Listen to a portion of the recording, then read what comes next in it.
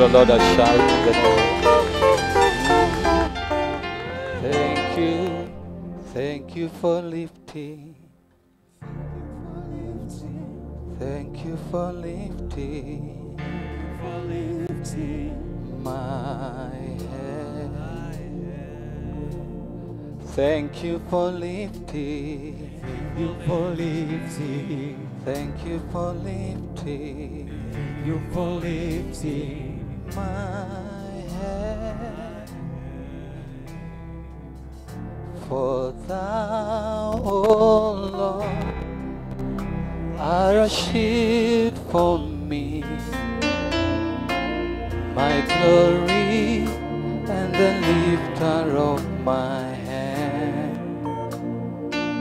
Oh, for thou, O Lord, art a shield for me, my glory and the lifter of my head. Hallelujah, lift up your hands and sing. Oh, thou, oh Lord, art a shield for me, my glory and the lifter of my head. Imba kwa nguvu. For thou, oh Lord, for thou, oh Lord, art a shield for me, my glory and the lifter of my head. Sing of thou, O Lord, for thou, O Lord, art a shield for me, my glory and the lifter of my head. Lift up your hands and sing, thou, O Lord, a shield for me, oh, glory and the lifter of my head. Give the Lord a shout of praise in the name of Jesus. Pia vishangwe na vigelegele. Give the Lord a shout in the name of Jesus. Glory to God. Unajua this life saa zingine itakagi mtu mpole, itakagi mtu mpole, inatakaga mtu aggressive. And this afternoon we are going to have an act ya watu wenye si wapole. We are in the battlefield, so we should be aggressive. Biblia inasema the children of Israel, when they decided to move from the land of Egypt, Biblia inasema it's not written in the Bible, but they became militant. Najua yo kijeshi, kigo na ile ujeshi. Bwana asifiwe. So you must be militant kidogo this afternoon. And from today, if you are a woman and a man in the spirit, you realize that we have already shifted. You realize that we have already shifted. Our focus is more to possessing and the move of God than ever. Praise the Lord. Amen. Are you with me? Can you turn to your neighbor and ask whether it's the shift? Have you sensed the shift? Praise the Lord.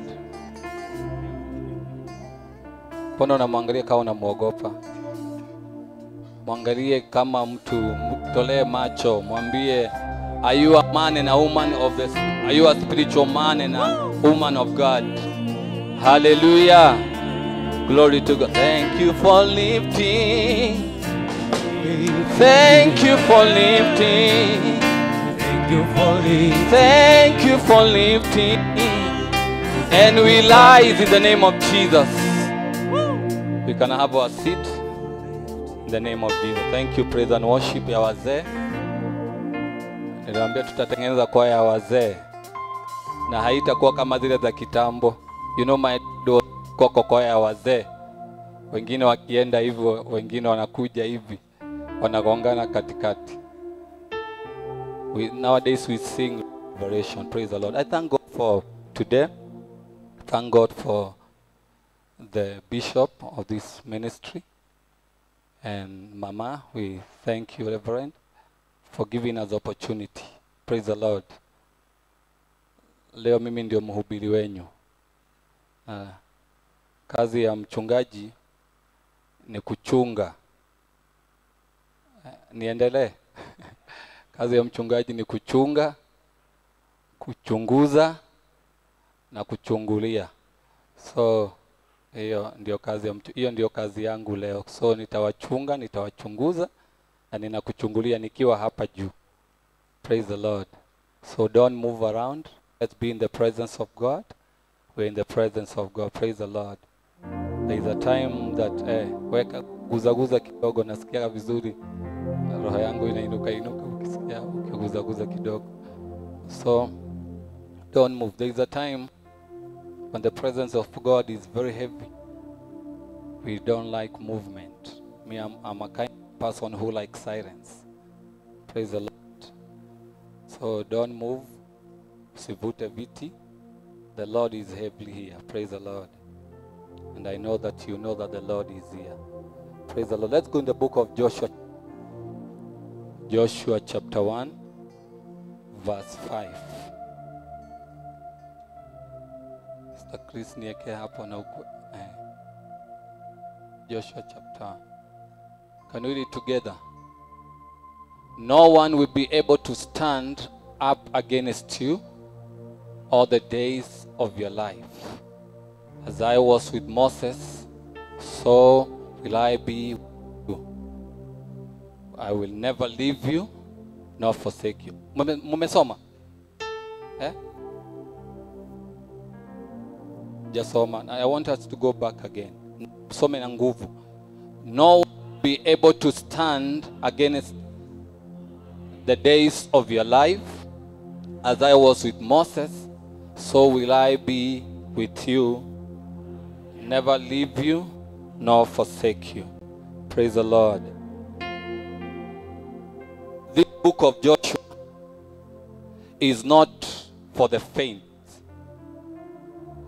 and for people who are timid. You know, Paul told Timothy, do not allow anybody to despise you. You are a youth. And he said in another verse that do not be afraid, but be strong and do not be timid. Ninajaribu kuparaphrase, it is not coming clear. But in the book of Joshua, God is giving Joshua an assurance that I will be with you. There was a mission for Joshua to do. There was a promise for inheriting the land and possessing the land. And the children of Israel were in the verge of going and possessing the land, from being nomads into the dwellers of the promised land. Changanya Kiswahili. Now, if you read the book of Joshua, you realize the book of Joshua, its companion book, is that of Ephesians. Bishop have been dealing with that book, and nimekuwa study the book of Joshua and the book of Ephesus. And I see the comparison and the things that God is speaking to us. The Bible says, in the book of Joshua, they were possessing the land. But in the book of Ephesus, we are inheriting in it. And those books, both books, you need to be very just. I was saying, the book of Joshua and the book of Ephesians, they are comparison. Because the book of Joshua speak of possessing the land, those things that they could see. And the book of Ephesians, it is inheriting life, inheriting life. Israel were in the new beginning, the beginning of a new era of being dwellers of the land. I want to repeat myself very clearly because I want to get that bit. God was assuring Joshua that the way I did with Moses, the things that I did with Moses, I'll also do it with you. I was trying to think and trying to imagine the situation of Joshua at that moment. Because sometimes you always understand the scripture when you understand the environment by which the scripture was spoken. Sometimes it's good to try to understand the environment. And I was trying to think the environment, what was going on in the heart of Joshua, seeing the land of Canaan, and remembering that there were giants in that land, and remembering how Moses dealt to the children of Israel from the past to the place that they have reached. Because the Bible says God told Joshua that my servant Moses is dead. And the Bible says God was telling Joshua, now it is you to take over. It is you to take over. And as I speak, you know, I have not introduced my message. I will introduce my message. Don't worry. And God was assuring Joshua that I am with you. I think that was very important for Joshua to know that God is with him. The presence of God, the glory of God, the victory of God. He was assured of victory. Praise the Lord. A good thing to know that God is with you. Even as I speak about the man's presence of God, and even how to the God. Because it's very important. I have told you that we have already shifted. If you are not aware, then be aware from today that things have turned.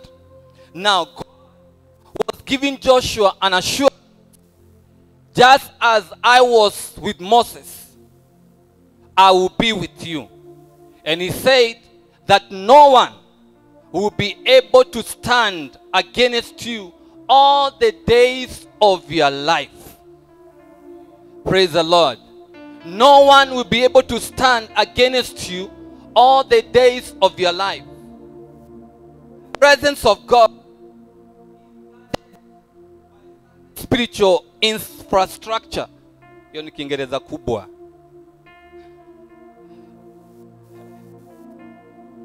That can never be compromised.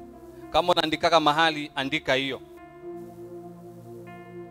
The presence of God is that certain spiritual infrastructures that can never be compromised. My father was in the army. Bishop, sijui kama unajua, Washira was in the army before I was born. And one day he told me that there is a way you can be trained when you go so much, when you know so much. You cannot retreat until a certain time. He even told me that they can even easily kill you in the uko tu, wakunyonge uko. Because you have known so much. Now, when we are in the presence of God and the glory of God, those terminology, you hear them out. You hear me keep switching to glory and the presence. Because they come together. This time I'm saying that it is you. God was talking to Joshua as a person. It is you. In the book of Judges, Samson knew that God is with him. In fact, one day aliposhika zile mbweha, fox, and the children of Israel and the Philistines came after him, they asked to kill him. And Samson told the children of Israel that to assure him that they are not going to kill him themselves. You know, Samson knew that God was with him. He knew that victory is sure. He knew that there is nothing Philistine will do to him, because he knew that God was him. He was a person himself. Let me ask you, let me talk to us. And I want you to see the seriousness of what I'm talking. You know, it is good to know that I'm carrying God. I have God with me as a person.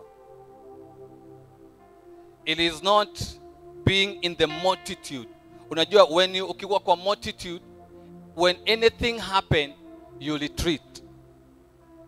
Ukiwa tu kwa jeshi na we ni raia, utakuwa notice because wao wako na uniform. Right now we have a uniform. We have already put on a uniform of the presence and the glory of God. When we were going out around Simon, we were with Simon. Simon said something that, kwa nini hawa watu wanatuangalia hivyo? Because as we were moving, I think he wondered, kwa nini hawa watu wanatuangalia hivyo? And he said, unajua sisi ni atmosphere. Tumebeba atmosphere. And I was happy for Simon to say that. And I told him, you are already an atmosphere yourself. That's why they are looking. They are seeing the difference. Hata kama umevaa jeans, they will see that there is something. Because disciples of Jesus, when people saw them, what they were doing, signs, miracles, the Bible says that they knew that those people were not educated. They had no education. But the Bible said, but they knew that they were with the Lord. Bwana asifiwe. Now, the presence of God is guarded by certain spiritual infrastructure that you cannot compromise. That needs seriousness. The way you walk, the things you do, where you go, what you do, wherever you are, that you are guarding the presence and the glory of God whenever we are. Praise the Lord. And I was been talking to us that we should know that we have a shift and we are moving to possess the Lord. And the move of God is here with us. Praise the Lord. Now, the life of Adam from the beginning, God used to move to visit Adam. The Bible says that God used to visit Adam in the cool of the day. God used to fellowship with Adam. But Adam sinned. He disobeyed the roots, the leadership, the government that God has ordained for him. And the Bible says that they were thrown out of the Garden of Eden. The life of Adam was plugged, was connected with that life of God. Because when Adam was created, the Bible says that God made him to sleep. And the life. And one day when Loiro and Bishop was preaching and Pastor Mike began to chant and speak in tongues, I was telling Pastor Mike, I had this word in John chapter 1 verse 6. And the life in him was life. And the life became the light of men. And not Pastor Paul, you'll be a pastor, Edu, said in the morning that God dwells in the, can you give me in the book of 1 Timothy verse 6:16. 1 Timothy 6:16. And the Lord was spoke to me that day about life and light, and how that life became the light of men. And when Edu read this word, I noticed what a connection. who alone is immortality, who lives in an approachable light, whom no one has seen or can see. To him be honor and glory. The life of Adam was having a fellowship. It is immortality in fellowship with the mortal. It is like God had a connection with Abraham. And every day he used to come and visit him, have fellowship with him, speak to him. That fellowship is very important. Psalms 91 says, he who dwells in the what? In the shelter of the Most High shall abide under the shadow of the Almighty. They used to dwell, walk, talk together. It is not ile hali ya kuingia na kutoka, kutembelea, but it says, he that dwells in the sacred place of the Most High shall abide at the shadow of the Almighty. It is dwelling. God used to dwell with Adam. But Adam did not obey the spiritual infrastructure that guarded the presence of God. He disobeyed. He was ignorant. He was careless. He was careless because he was the one that God spoke to. Lakini akakuwa careless. Hakujali, hakuichukulia ya muhimu. Hakuchukulia kutembelewa kwa Mungu kuwa ya muhimu.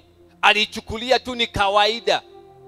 Alichukulia tu ni kawaida. Kama vile pengine tunachukuliaga maombi ni kawaida. It is normal. Living in that normal normality and formality and normality. Unachukulia vitu ni kawaida. Hauoni umuhimu ama seriousness of what we are doing. Because with the time, you realize that maybe when I got saved, I was bishop preaching, there was fire. My mind was telling me, this is how life inakuaga. How life inakuaga. In life, I niliingia. And in fact, they took me to kukemea mtu wa pepo, bishop kama unaweza kumbuka. And I was there because I was an intercessor. When we went to that house, that guy, bishop, alikuwa amejenga kitanda inafika hapa. So, the first guy ambaye nilikuwa na trust sana, sitasema jina yake asikuwe ni anko yako, alipoingia, alipigwa kofi, another brother, a friend of mine, short one. He was short. He was asked. Sasa wewe. Sasa kufanya nini? Because he was short. He was frustrated. But they told Bishop, takama unaombea watu wanaanguka. And it's true. Those ziliona ni kama wale wana wa Skefa. Because the sons of Skefa, they had no good, they did not smell good. And that guy actually alikuwa amejenga kitanda. So the first thing he did, alizima taa. Ulipoingia hakukuwa na taa kitanda. Sasa umuone ni ushago kuna giza. Hakuna stima ina penetrate kwa dirisha. Huwa nakumbuka hiyo and me, you know me, I knew nothing. With my brother, the short brother.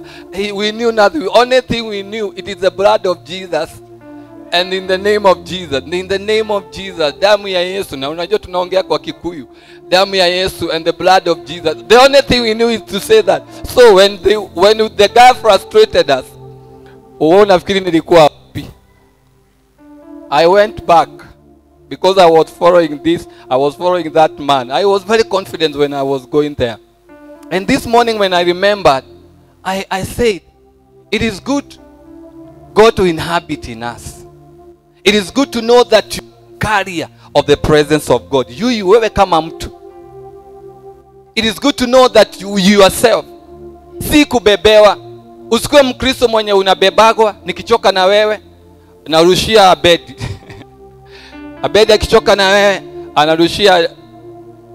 anarushia Jeremiah. hadi tufike binguni, tufike Sayuni. Tutakuangusha. And you see, when you know, because if God lives in that unapproachable light, and the Bible said that we are the light of the world. In him was life.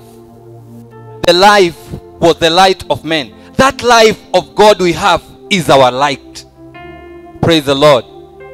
That life that we have, it is the presence of God. You know, the presence of God comes with the glory and the light. That light, that you should live with that light. Ili tukienda mahali na Jeremiah pole. Tukienda mahali na Jeremiah, because he is the carrier of the presence of God, nothing will be impossible with us. Praise the Lord. Because when you get into the presence of God, it is the place of possibilities. Anything is possible. You know, in my life right now, I know that anything, it is possible. Because I am there. I am there. It is me to guard what I have. You already have it. It is you to guard what you have received. Even as we move this afternoon, whenever you go, the Bible says that no one will be able to stand against you. And because God was together with Joshua, the Bible says that even the angel of God, I was asking Pastor Mike where that scripture is. Even the angel of God appeared when the battle was feared, when the battle was great, when he was like, I don't know what to do. The Bible said that he saw a man standing in front of him. And the Bible said that Joshua asked him, are you on our side or our adversary, or the side of the enemy? And the Bible said that he said that I am the chief, I am the Lord, I am a chief, I am a commander. I think he was the Lord himself. It is in Joshua chapter 5. The Bible says that when the battle, because the Lord has promised Joshua that I'll be there, he even came to fight for them. Even when they were in the difficult situation, because the battle is becoming fierce. And we know that the Lord is together with us. It says, and the captain of the Lord host said unto Joshua, can you go here verse iko? And he said, nay, but as captain of the host of the Lord, I am now come. Hey, can you get King James? Can you give me an IV? An IV 40. But as commander of the army of the Lord, I have now come. The Lord assured Joshua that I will be with you. It's like God did not mourn about Moses. The Lord changed his focus because there was a promise of possessing the land. He was not concentrating. Moses is gone. I am now with you. We are going to do what we purpose to do. And the Lord said to Joshua, I am with you. And this day, the Lord himself, the Bible says, I have now come. Praise the Lord. Hallelujah. Even in the battlefield, we know that the Lord has already come. Praise the Lord. And he's fighting for us. The Bible says that because God spoke to Joshua and said that I'll be with you. Even the sun, the Bible says that even the sun stood still as an assurance that I am with you. If you can read the book of Joshua chapter 10, even the sun stood still because the presence of God was there. The manifest presence of God, the glory of God was with Joshua. He was the carrier of the presence of God. He carried God. He received and carried God, and he revealed the same.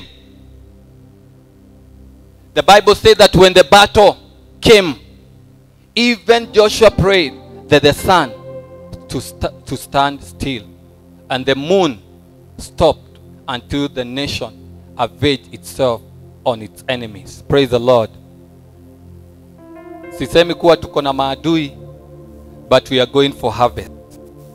The enemy is the devil. Praise the Lord. Now, to God, praise God, ninaongea kwa ufupi. Ni mingi. Ni vile Pastor Mike alisema unaandika hiyo ingine unaenda kukulia home. When we receive the Holy Spirit, it is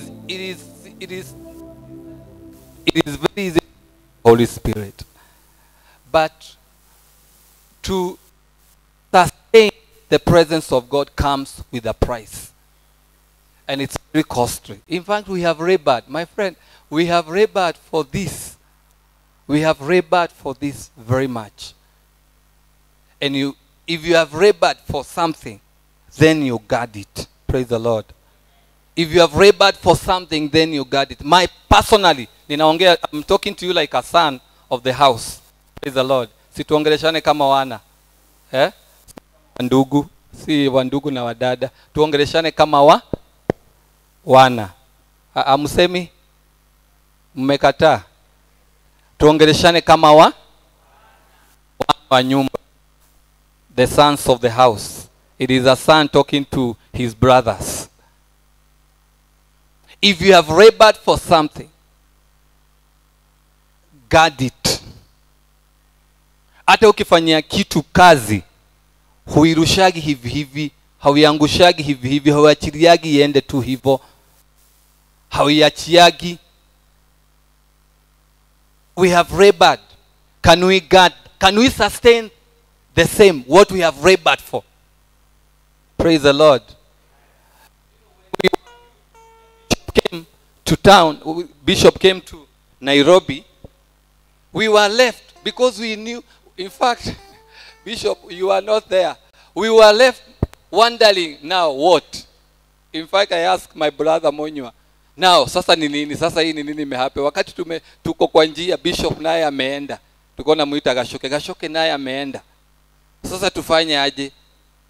So we continue to pray, and the fire went down because the commander who was carrying the thing, the others, I noticed that others walikuwa tu wa msisimko. You know, we used to go to church, tunashinda church, tukiomba. I found myself, sasa nimebaki peke yangu, and Bishop, thank God, Bishop ulikuja ukaniambia tutoke huko.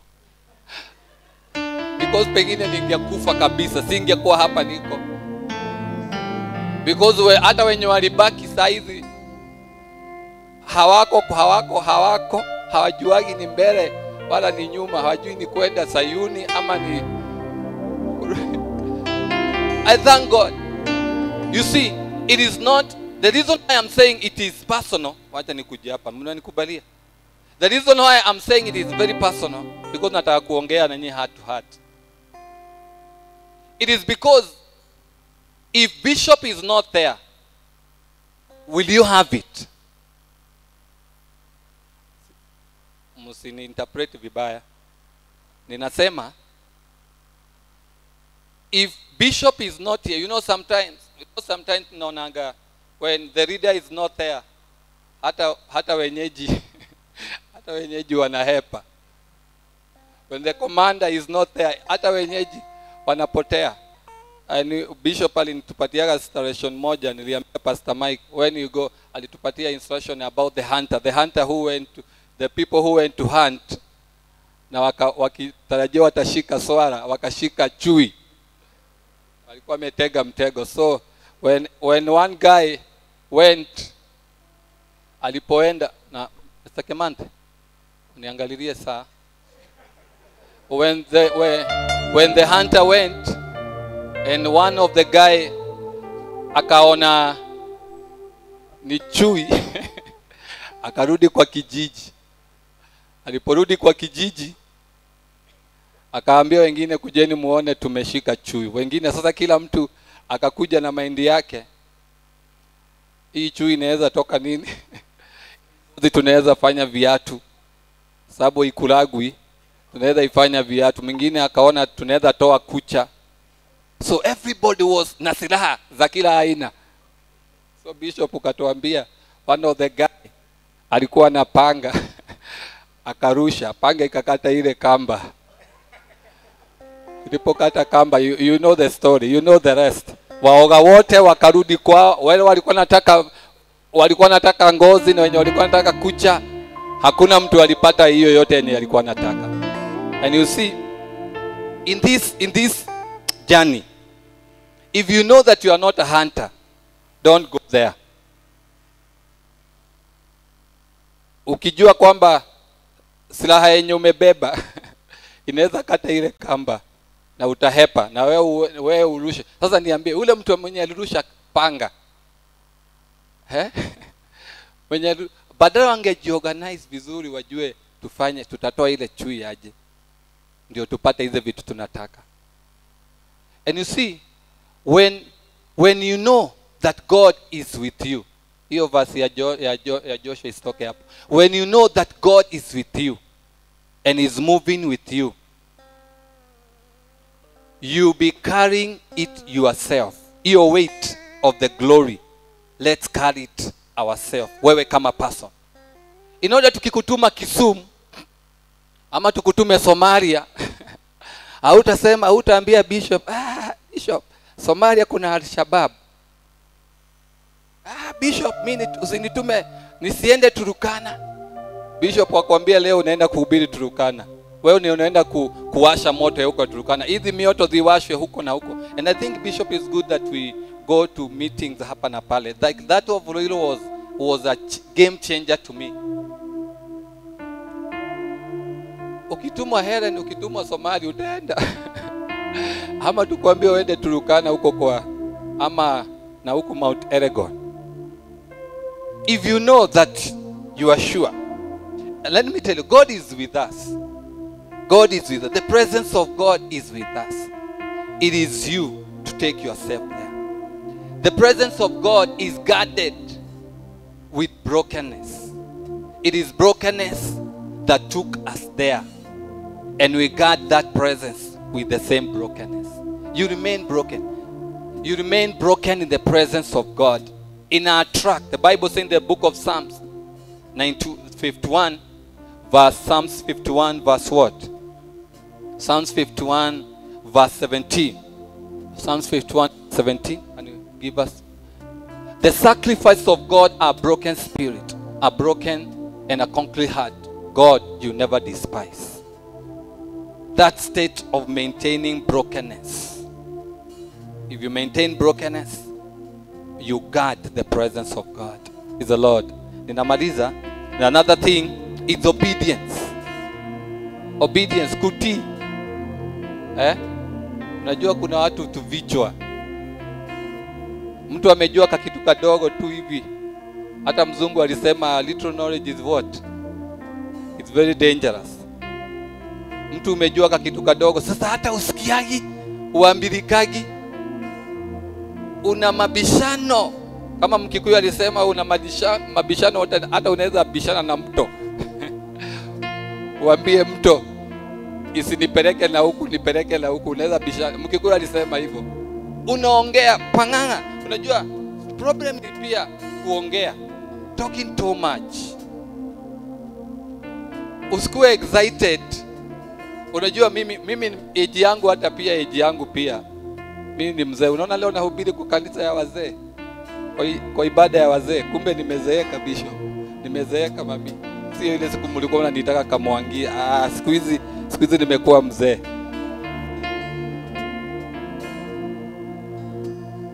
You know that unajua even msisimko, when you mature up, haunanga msisimko. Haunanga msisimko. Na ujuaji mwingi. Ujuaji, unajua ujuaji ni kitu mbaya because una make mistake hata ukiongea. Unajitega wewe mwenyewe ukiongea, unasema vitu haziwezekani ukiongea. So please maintain obedience. Ukiambiwa kitu tii. You know the problem with Saul, the reason why God rejected Saul, it is because he was disobedient. He went to do something that he was not supposed to do. Yeye hakuwa kuhani, alikuwa mfalme. Yeye alienda kufanya nini? Kutoa dhabihu. He was not supposed to do that. And the Bible says in the book of 1 Samuel 16, chapter 16, verse 1, God told David, why are you crying? Stop crying. I have rejected him. He disobeyed me.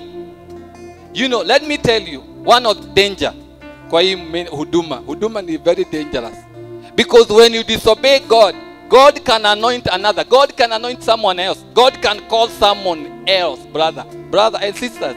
God can call somebody else. Na akuache hapa umesimama na amani na aite huyo mwingine because umekosa kumtii. That's how God did with Saul and David. And you know Adam, just like Adam maintained, was still in the garden, but the presence of God was not with him. In fact, he was, you cannot come near my presence because he disobeyed. And even Saul, David continued to sing songs. Alikuwa anamwimbia nyimbo because mapepo zilikuwa zimemjaa. He became the enemy of God. He became dangerous even before God because of disobedience. Praise the Lord. Obedience at this point is of essence. Praise the Lord. Obedience at this point is of essence. So brothers and sisters, shout a big amen. Nimewaongelesha kama ndugu, sijawakemea. Hata nikiwakemea hakuna shida. Praise the Lord. Let's maintain obedience and brokenness as we guard what we have labored for. Praise the Lord. Guard what you have labored for through obedience and brokenness. Praise the Lord. Nipatie Romans chapter 12 verse 1. Verse 1 and 2. Romans chapter 12 verse 1 and 2. Sijai hubiri hapa so naona nikiangalia time. Inasema, can you read with me? Therefore I urge you, brothers, in the view of mercy, to offer your bodies as a living sacrifice, holy and pleasing God. This is your spiritual act of worship. Giving is also a spiritual act of worship. So I want us to prepare our tithes and our offering. Prepare our tithe and offering. And if you are there, you'd like to receive Jesus as your personal Savior, you can just shoot your hand and I will see you and we pray for you. Are you there? Patiana bahasha haraka haraka because of time, so that we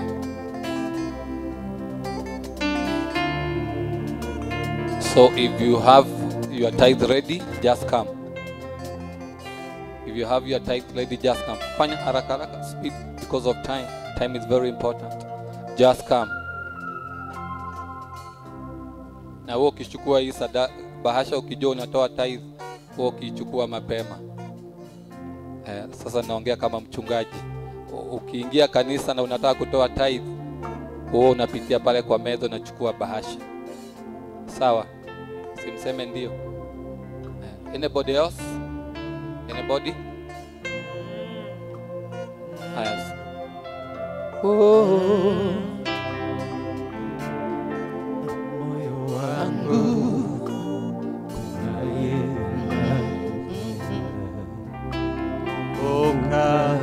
Moyo wangu come rejoicing in the presence of God. Alisema usiogope, alisema takuwa nawe, alisema You already blessed. Umebarikiwa. Praise the Lord. There is a promise of tithers. The Bible says that bring tithes and offering in my house. Nasema that are open windows of heaven and pour blessings. Praise the Lord.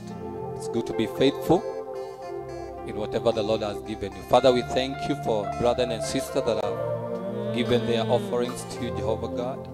We pray that, Lord, your promise to the tithers and givers, Father, will happen to them. In Jesus' name, shout amen. And give the offering. Let's give the normal offering. Alisema takuwa nawe, alisema usiogope, alisema Leta sadaka.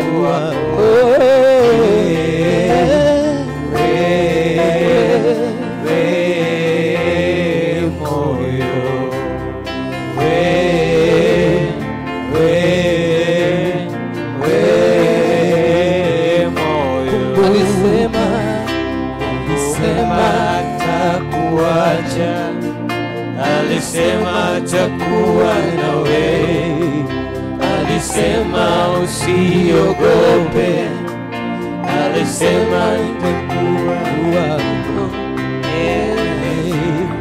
Thank you, Lord, we give you praise. Amen. God bless you. I'm David. I'm David Washira, and I thank you for listening. Amen.